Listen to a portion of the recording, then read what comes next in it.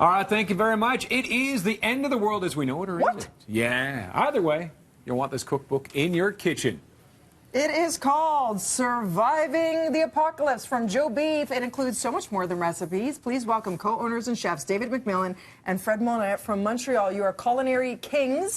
Congratulations on this, your second book. And it's really tongue-in-cheek is what it is. It even says it here, another cookbook of sorts. So tell us how this came to be.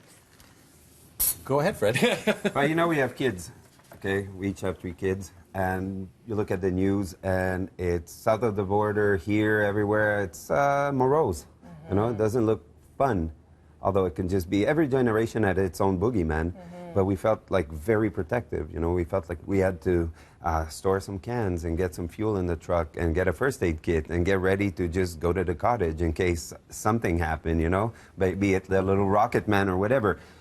But mostly it's important just to sit down, you know, have dinner with your family, and if the thing hits the fan, the thing you want to have is the skills to make food. Right, and you have very practical knowledge, like how to make your own cough drops in here, on top of delicious canned recipes. You're sharing one this morning, which is amazing. It is the Cardinal Peaches recipe. So Cardinal Peaches is somewhat of a takeoff of Peaches Melba. Peach Melba was a dessert created by a famous chef at the Savoy Hotel in London in 1896.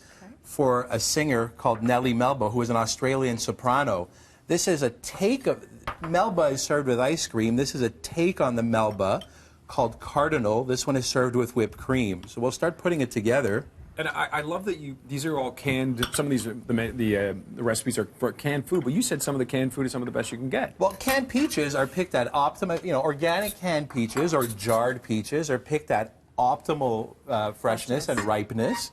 They're put into cans, and they're great for the apocalypse. A couple of cans of organic peaches in the basement are delicious. Not the old cans that are lead welded and stuff. Yeah. We'll get rid of those ones. But you also have, you know, canning recipes if people are interested in doing their own canning, which is amazing. Yeah, with caution. With caution. Yeah, you don't want to have botulism. No. David, you want to? So we crumble a bit of cookies here into the glass.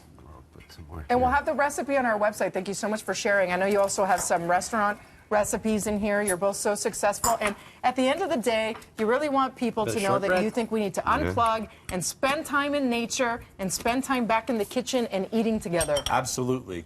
That's the whole premise of the book. And you had Anthony Bourdain talking about this. Yeah, Anthony endorsed our first book. He endorsed this book as well. I think this is one of the last endorsements he did before he passed, unfortunately. But we're happy to have it, and we were happy to have a great relationship with him. We only read that after he passed, the endorsement. Right?